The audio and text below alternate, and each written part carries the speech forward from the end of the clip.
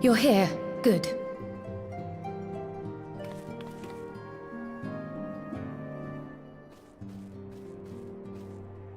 So, how are they? Still locked in slumber, but otherwise in good physical health. For the present, at least. For the present?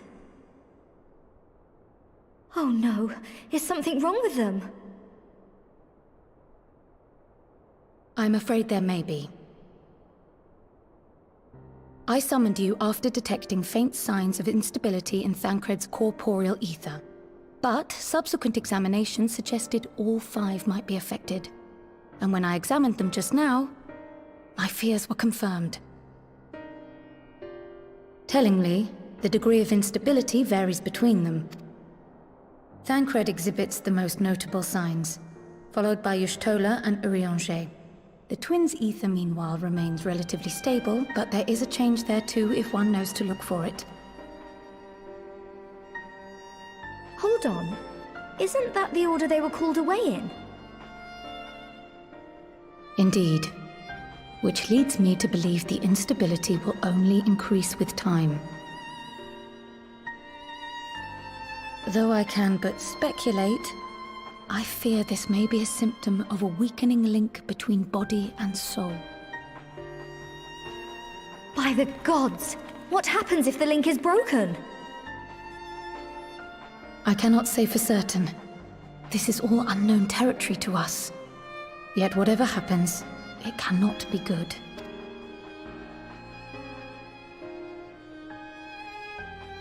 Mercifully, the instability is still only slight. And you may rest assured, Master Matoya and I will do everything in our power to keep it from worsening. Be that as it may, it is imperative that you find a way to restore our friends' souls to their bodies.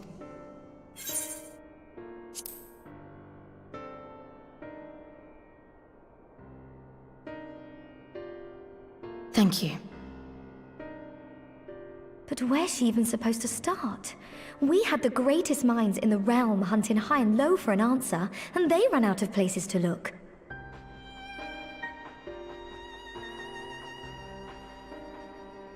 You stated in your report that the Exarch had originally intended to reverse the summoning process by means of his own death, correct?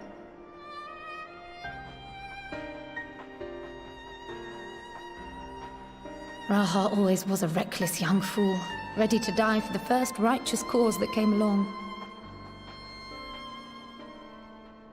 His plan might well have worked, but I for one am glad he never had the opportunity to see it through. Even if it does mean our friends must remain stranded a while longer. There is another way, I am sure of it. And the key lies with him, with the Exarch. Pray return to the First and apprise him and the others of the situation. We, meanwhile, will do what we can from here. And, if the fates are kind, we will have good news to...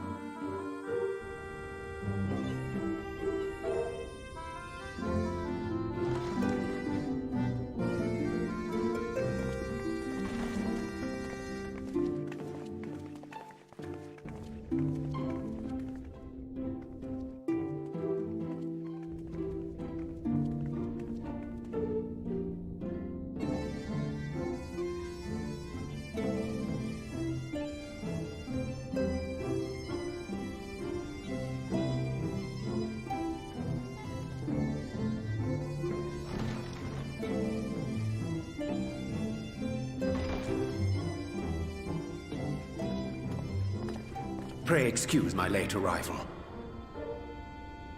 Will Thancred and Reen not be joining us?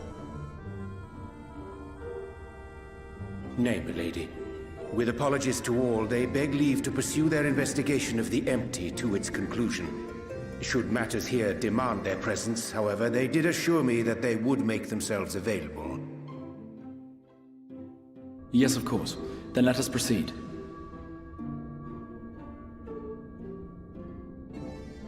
I think it best that you begin by providing a summary of Mistress Kryle's findings.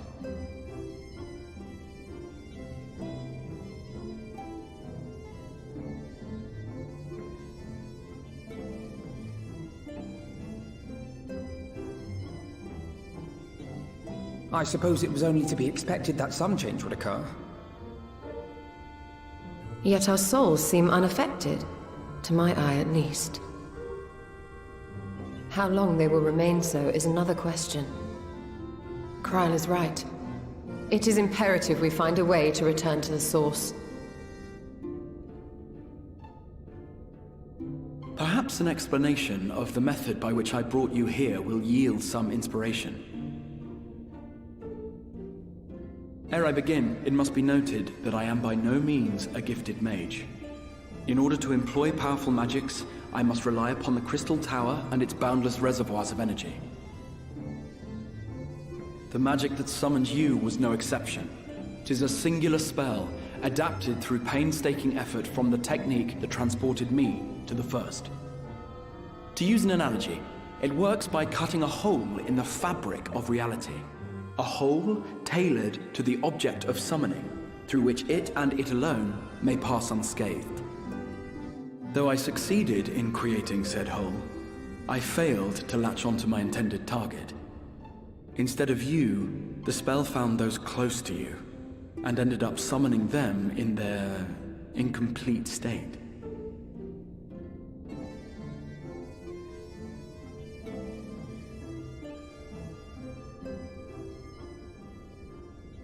I would not soon throw my life away, not after the lengths you and yours went to save it.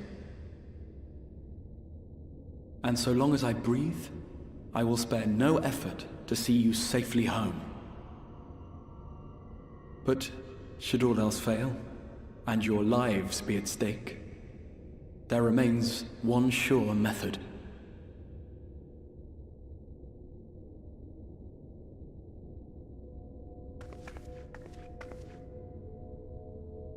Ow! Oh, what was that for? How can you even entertain such thoughts? You owe your life to the Warrior of Light, and you don't get to die unless she says so. Your followers await your divine judgment. What did you just...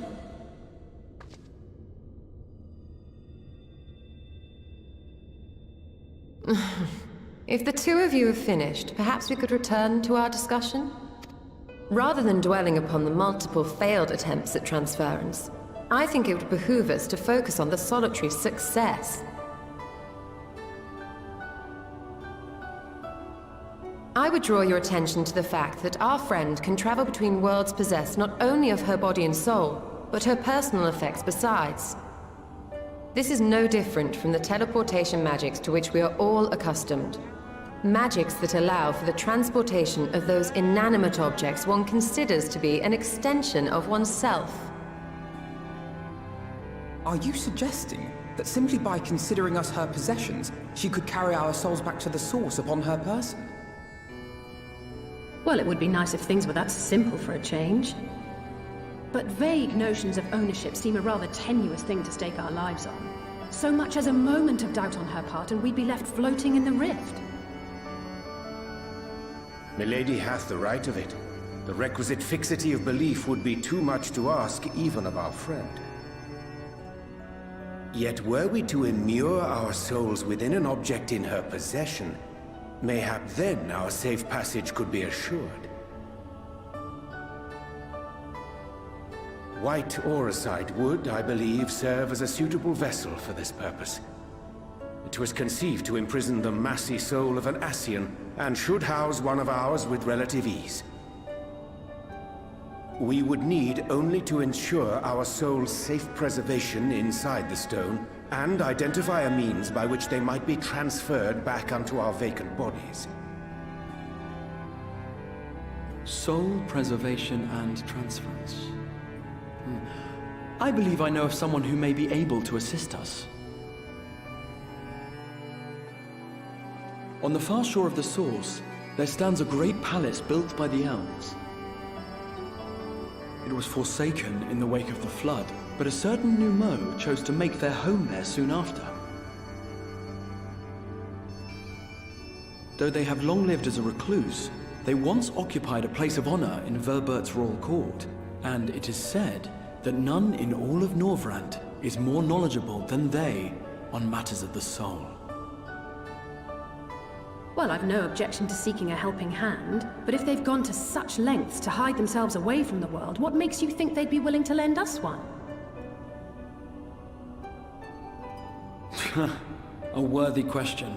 Years ago, I myself tried and failed to solicit their cooperation in the battle against the Sin Eaters. No sooner had I begun to make my plea than they unleashed a swarm of their familiars upon me. Unlike me, however, you have curried favor with the Fae folk. By that merit alone, I am hopeful that they would grant you an audience. They may still be inclined to turn you away, of course, but if their knowledge might feasibly facilitate your return home, we have to try.